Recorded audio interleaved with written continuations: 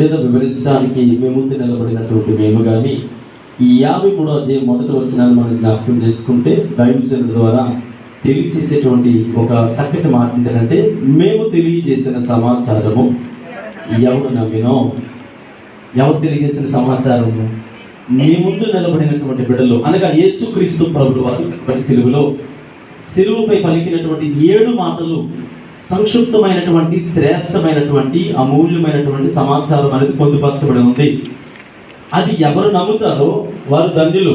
ఒక మాటలో చెప్పాలంటే, నిజంగా సర్వ సృష్టి కలుగు చేసినటువంటి సృష్టికర్త మరి ఆయన లోకములో 33.5 సంవత్సరాలు బ్రతికి 3.5 సంవత్సరాల పరిచర్య కాలంలో ఆయన ఆలోచన విధానాలు, తలంపులు సమస్తమును ప్రవేశపెట్టిన తర్వాత ఏ ఉద్దేశంతో ఇక్కడికి వచ్చారో, ఏ తలంపులతో ఆయన వచ్చాడో మరి ప్రవచన రూపంలో తెలియచేయబడినటువంటి పాత నిబంధన కాలంలో ఉండేటువంటి ప్రవచన వాక్కులు. మొట్టమొదటిగా శిలువ మీద పలికినటువంటి మొట్టమొదటి మాట ఏంటి? ఏమంటే మొట్టమొదటి మాట, తండ్రి మీరేం చేయించున్నారో మీరెరుగురు కనుక వీరిని క్షమించము. యెషయా గ్రంథం 53వ అధ్యాయము 12వ వచనములో చదివితే ఏమన్నదంటే, కావున గొప్పవారితో నేను అతనికి పాలు పంచిపెట్టెదను, గనులతో కలిసి అతడు పళ్ళు సొమ్ము విభాగించుకొనెను. యాలి అనగా మరణము నుండినట్లు అతడు తన ప్రాణమును దారపోసెను. అతిక్రమము చేయువారిలో ఎంచబడిన వాడాయను, అనేకులు పాపమును భరించెను, తిరుగుబాటు చేసిన వారు ఏం చేశారట?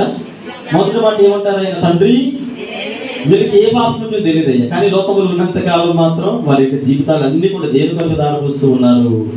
53వ అధ్యాయం మొదటి వచనాలు అంటారు కదా, మేము మీకు తెలియజేసే సమాచారము, నేను దేవుని సేవకుడిగా మీ ముందు ఎప్పుడు నిలబడిన ఒక మాట అయితే నన్ను నేను జ్ఞాపకం చేసుకుంటూ మీకు తెలియజేసే సందర్భం ఏంటంటే, ఇది దేవుని వాక్కు, మనుషుల నోటి ద్వారా వారి హృదయ తలంపుల ద్వారా కలిగినది కాదు. మనుషుని ఇచ్చను బట్టి వస్తే అది మనకి ఏ విధమైన ప్రయోజనాన్ని సమకూర్చుంది. కానీ పరిశుద్ధాత్మ ప్రేరణ ద్వారా పలకబడే ప్రతి మాట కూడా, అనగా లేఖన భాగంలో నుంచి ధ్యానించే ప్రతి వాక్యము ఆయన బయలుపరచబడినటువంటి మాటే. కాబట్టి మేము తెలియజేసిన సమాచారము ఏముందలే, పాల్దేవ్ ప్రసాద్ గారే కదా, ఐజాక్ మాస్టర్ గారే కదా, లేదంటే పాస్టమ్మ గారే కదా, రెబకమ్మ గారే కదా, లేదంటే ఇంకా సో అండ్ సో అంటే ఎవరో పలానా వ్యక్తి తెలియజేస్తున్నారు, అది కాదు. ఏ వ్యక్తి గురించి తెలియజేస్తున్నారు అనేది చాలా ప్రాముఖ్యమైనది. అక్కడ ఏమని రాయబడి ఉంది? మేము మీకు తెలియజేసినటువంటి సమాచారం. అది ఏ మాట? మొదటి మాట, రెండో మాట, 7వ మాట అనేది ప్రాముఖ్యత కాదు. కానీ యేసు ప్రభువారు ప్రవచన రీతిగా ఏదైతే తెలియజేస్తారో మొదటి మాట అంటారు కదా, తండ్రి మీరు ఏం చేస్తున్నారు వీరికి తెలియదు కనుక వీరిని క్షమించు. అందుకని అది ప్రవచన వాక్యం, ఏదో క్యాజువల్గా చెప్పబడినటువంటి వాక్యం అయితే కాదు. వాక్యపు లోతుల్లోకి ఎవరైతే తొంగి చూస్తారో ఖచ్చితంగా వాక్యం యొక్క విలువ, దాని యొక్క శ్రేష్టత, అందులో ఉన్నటువంటి మాధుర్యమును ఆస్వాదిస్తాం.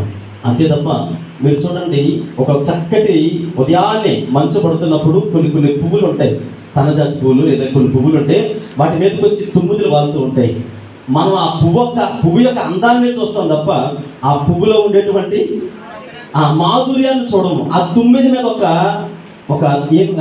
పువ్వు మీద ఏమంటుంది? ఒక తుమ్మిద వాడుతుంది. అందులో ఉన్న మాధుర్యం ఎవరికి తెలుసు? అదంతా జుర్రుకుంటుంది కనుక. ఆ 66 యెషయా గ్రంథం 66వ అధ్యాయము, యెషయా గ్రంథం 66వ అధ్యాయం 2వ వచనం నేను చదువుతున్నాను, ఒకసారి చూడండి.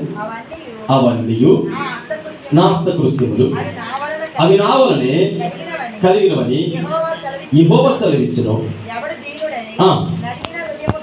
ఎవడు దీనుడై నలిగిన హృదయం గలవాడై నా మాట విని వణుకుచుండెనో, నేడు నీవు నాతో కూడా పరదేశంలో ఉందవనంటే, అయ్యా నువ్వేం దేవుడు అయ్యా అన్న వ్యక్తిని పిలిచాడా? అయ్యా ఇది మనకు కూడా తగును కదా, నేను దౌర్భాగ్యుడయ్యా, నేను పాపినయ్యా, ఈ శిక్షకు నేను అర్హుడినయ్యా అని ఒప్పుకుంటామని పిలిచాడు పరదేశి. అక్కడ కూర్చొని మనం ఏం చేయాలంటే, మేము మీకు తెలియజేసే సమాచారం మీకు మాత్రమే కాదు, మాకు కూడా వర్తిస్తూ ఉంది. మేము మీకు తెలియజేసే సమాచారం విషయంలో నిర్లక్ష్య ధోరణి ఎవరైతే వహిస్తారో వారికి నేను వేరే చెప్పవలసిన అవసరము లేదు. ఇది ప్రవచన వాక్యము. ప్రవచనాలు నెరవేర్పే క్రీస్తు యొక్క శిలువ మీద మాటలు. అందుకని నేడు నువ్వు నాతో కూడా పరదేశంలో ఉందువు అని ఎందుకన్నారు అని అంటే, ఏమన్నారంటే ఆయన అంటాడు, ఎవరు దీనుడై ఆయన సన్నిధిలో వణుకేటువంటి స్వభావం కనబడాలట, వారిని మాత్రమే నేడు నువ్వు నాతో కూడా పరదేశంలో ఉండు.